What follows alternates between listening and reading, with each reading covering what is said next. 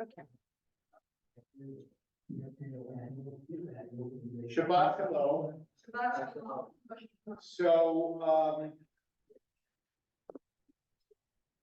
as a sort of preface to this Drasha, the overarching theme of the book of Numbers is really covenant, right? The idea is that the people of Israel are related to God through a covenant, and they're related to each other through a covenant.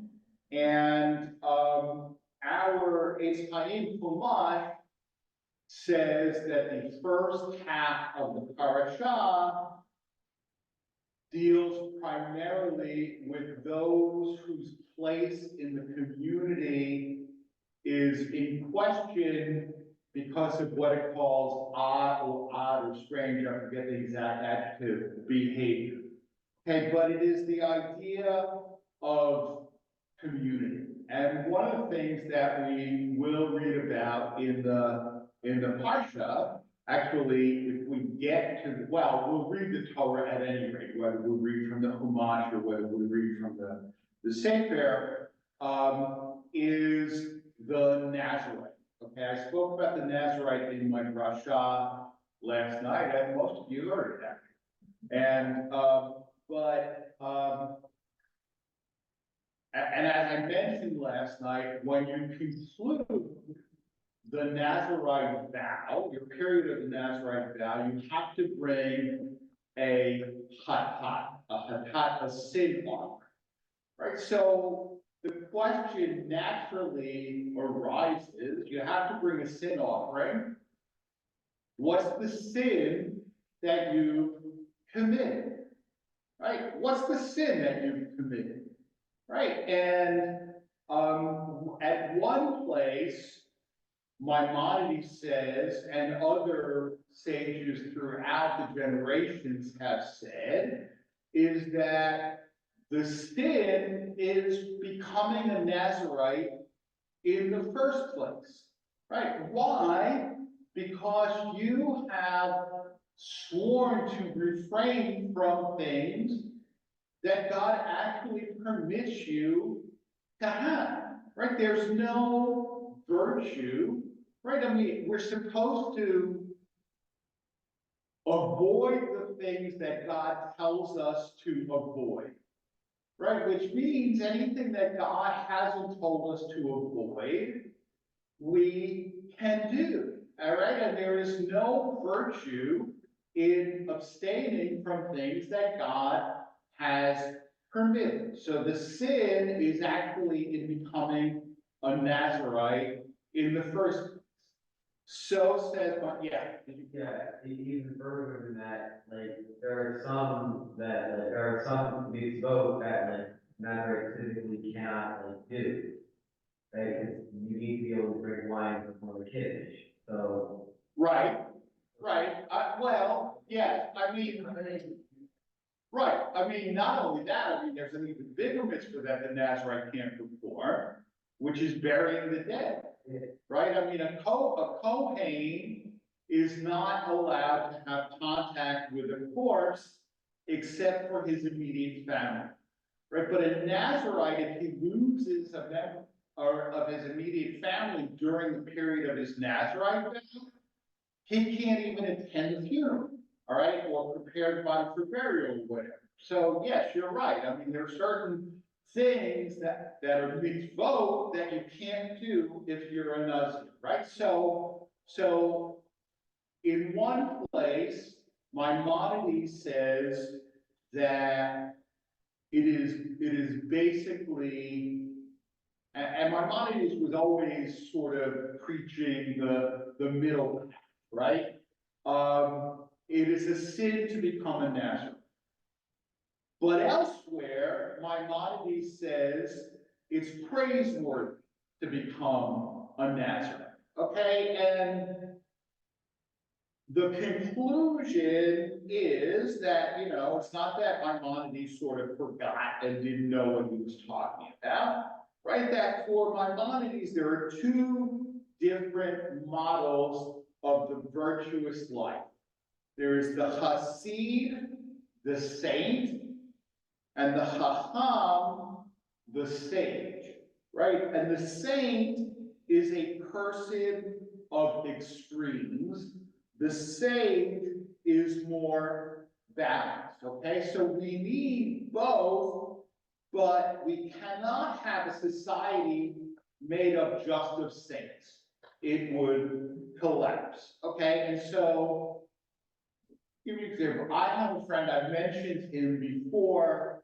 I have a very close friend who lives in Jerusalem. His name is Jeremy Milgram.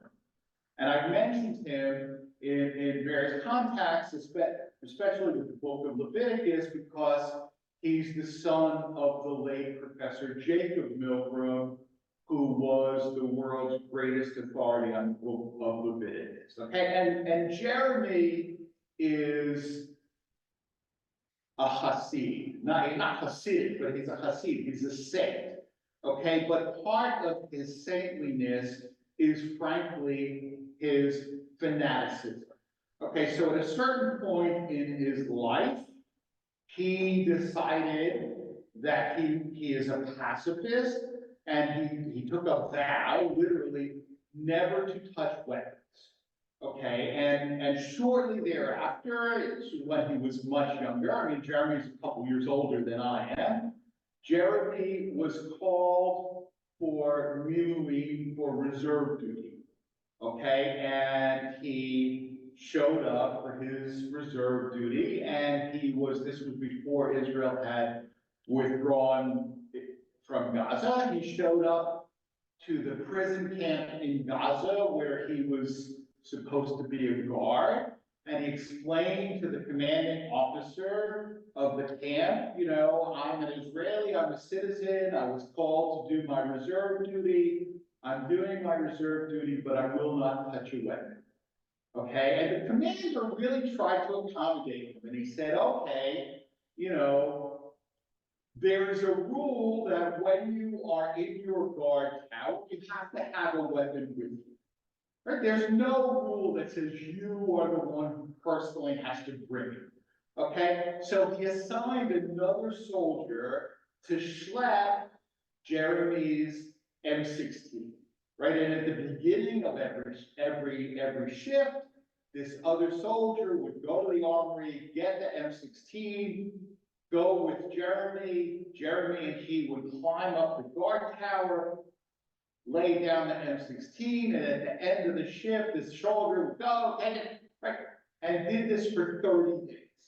Okay, unfortunately, there were no incidents where he actually, you know, would have needed the weapon. Okay, he finished his Miluim, and he gets home to Jerusalem, and he receives a letter from the army, which says, Ninseta lo ra'ui l'shirut miluim lo yikre'u otayim.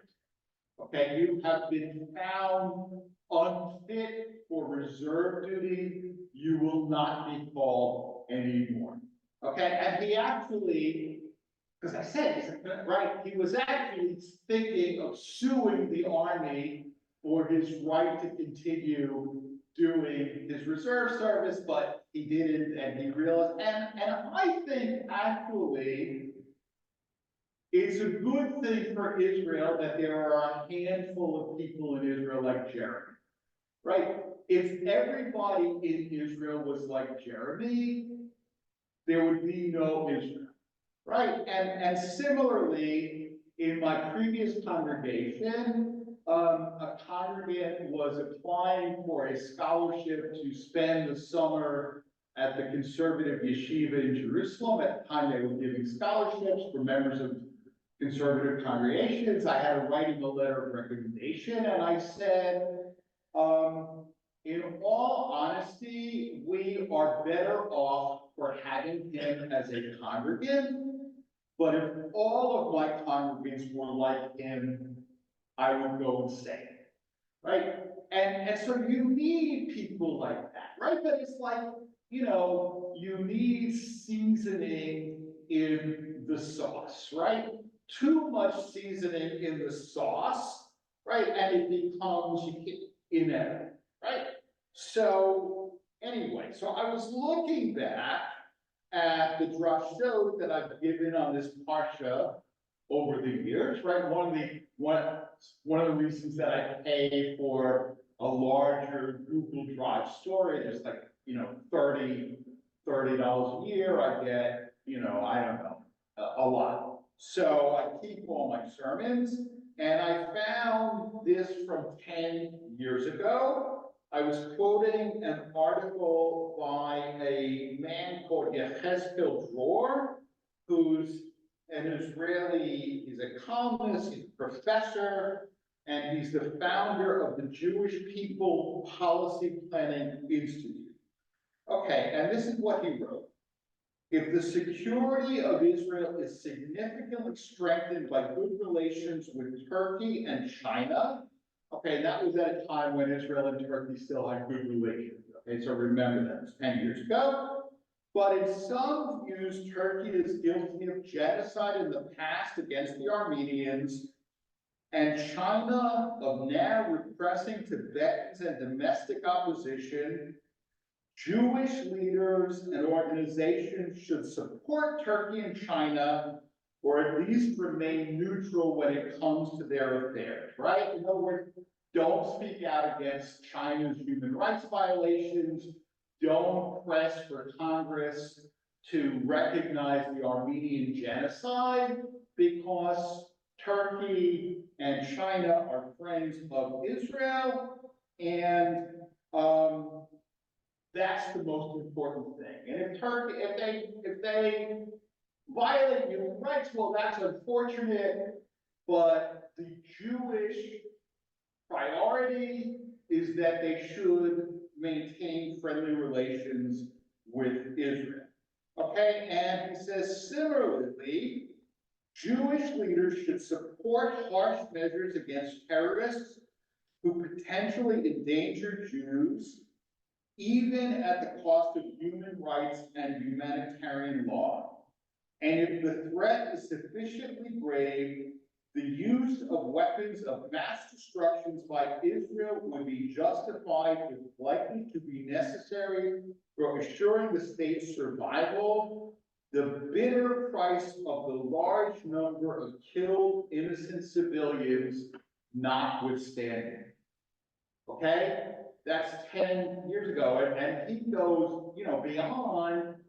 I mean, some of you have asked me, what I think about Israel's fighting strategy in Gaza, right? Because Israel's accused of deliberately killing civilians, right? And I want to tell you, I do not for a second believe that Israel is deliberately killing civilians.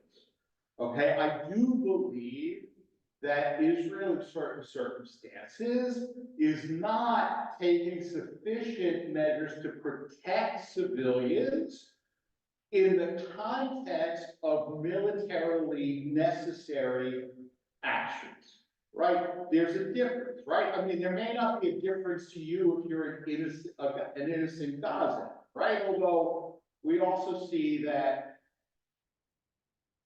defining innocence is not so clear, right? Like when you know that hostages are being held in your building, right? Or you're a director of a hospital and you know that Hamas is using your hospital as a head, right? So it's complicated, right? But Dror goes further. He says, if we have to kill innocent civilians to protect the security of Israel, then that's what we have to do, right? And it's disturbing, to say the least, right? I mean, I don't always quote things because I agree with them, right?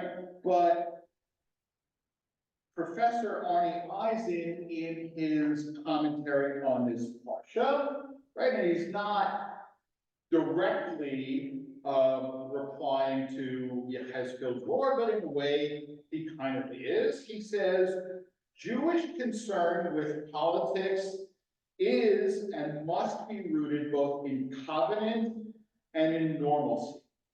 There are things we must try to accomplish in the world, norms we must live up to, principles to which we must adhere. Widows and orphans have to be fed and justice vigorously pursued. Covenant demands this. On the other hand, now as ever, we wander in the wilderness, the midbar, the Hebrew title of this book. We live among human beings, not angels. Survival had to be the first concern of the Israelites as they made their way to the promised land, right? So, it begins with a census of the potential warriors, right? And that census continues over into this Parsha, right?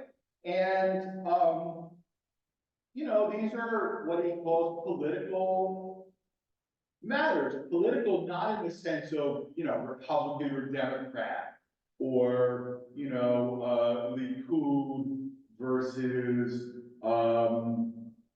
some other party, but in the sense of like, how do we figure out as a community, as a society, how we live together, right?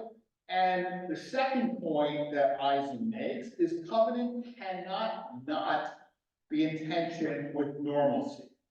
You can't do any good in the world or for the world if you don't exist, right? Communal well-being must be secured and defended. We cannot purchase virtue at the expense of our existence or our well-being. Neither can we pursue survival at the expense of principle, right? In other words, we are put on this earth to do mitzvot and to do good things, right? We can't do mitzvot, we can't do good things if we don't exist, right? I mean, Israel has a certain role to fulfill, and part of that role is being what the Torah calls, what we're supposed to be, an or legoim, a light unto the nations, right? I mean, sometimes the nations don't necessarily want that light, but, right, but we can't be that if we don't exist, right? So the first priority is to exist, right? And so Eisen says both covenant and normalcy require that we also be concerned about persons other than ourselves, right? We have to worry about what is good for America and not only what is good for Jews. Healthcare, education, poverty, civil liberties. If we heed the prophets and the sages, we cannot not care about all of these matters and about their impact on all Americans, not just Jews. Right? Israeli Jews also know that their national security depends on more than the balance of power vis-a-vis external enemies. Right? And it's interesting. I attended the American Jewish Congress Global Forum this past week. And I'm trying to refrain from going too much into it because I want to talk about it Thursday night. But one of the things that was stressed over and over is that democracy is indivisible. Human rights are indivisible, right? And that the American Jewish Congress says our raison d'etre is to protect the well-being of Jews all over the world. But the well-being of Jews all over the world and the well-being of Jews in America is connected to the well-being of society in general. Okay, and when I contrast that with AIPAC, and to be fair, AIPAC is a one-issue organization and it doesn't deny it, right? So AIPAC's issue is Israel, period. Okay, whereas AJ committee, and I have to say that this particular global forum dealt more with Israel than any of the previous ones that I attended, but it still was not just about Israel. Programs on Jews in Europe, et cetera, right? But, you know, for AIPAC, it goes to the point of supporting candidates because they're pro-Israel without regard to anything else that they stand for, including, you know, election denial and January 6th and so on and so forth. Okay, which is one of the reasons personally that I don't get involved with AIPAC anymore, right? But, you know, so maybe we say that AIPAC is the Hasid, right? Whereas AJ Congress is the Chacham, right?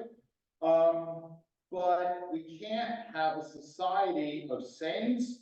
It would just collapse. But, you know, so Yechezkel Dror would say that, you know, he doesn't intend to be a Hasid, he intends to be a Chacham, right? And, you know, I mean, one of the statements in the Talmud, Chacham Einav Berosha, right?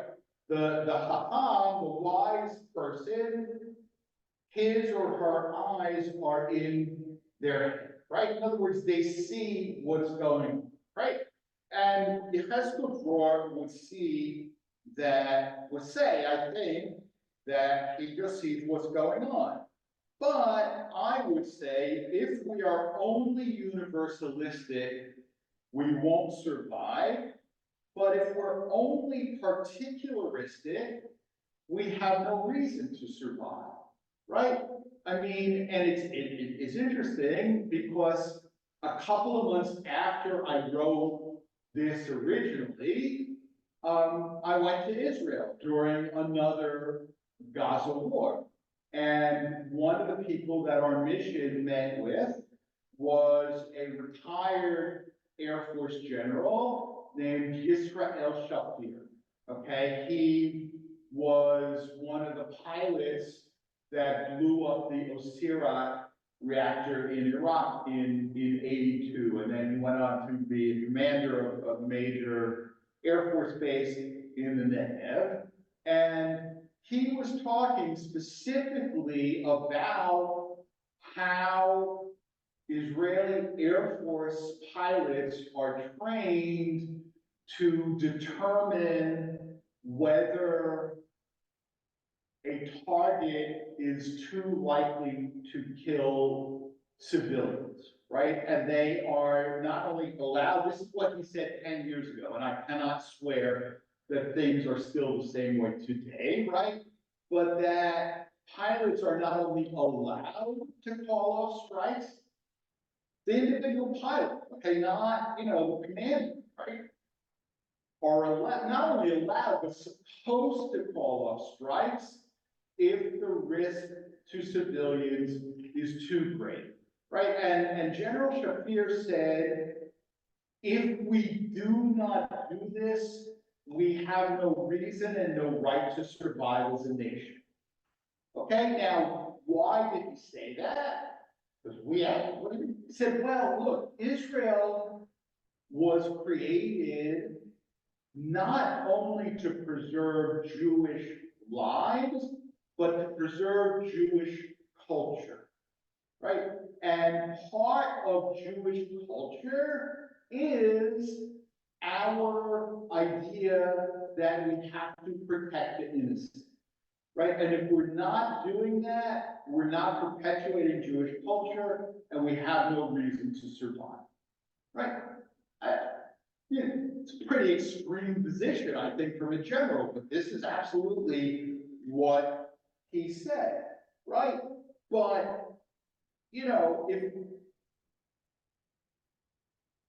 and this is the same thing that is going on in the American Jewish community, right? I mean, the question, are we supposed to care about Jews or are we supposed to care about society as a whole? What's the answer? Both, right, exactly, both, right? Because if we don't, right, inena nili nili, right, if we don't take care of ourselves, ain't nobody else gonna do, right?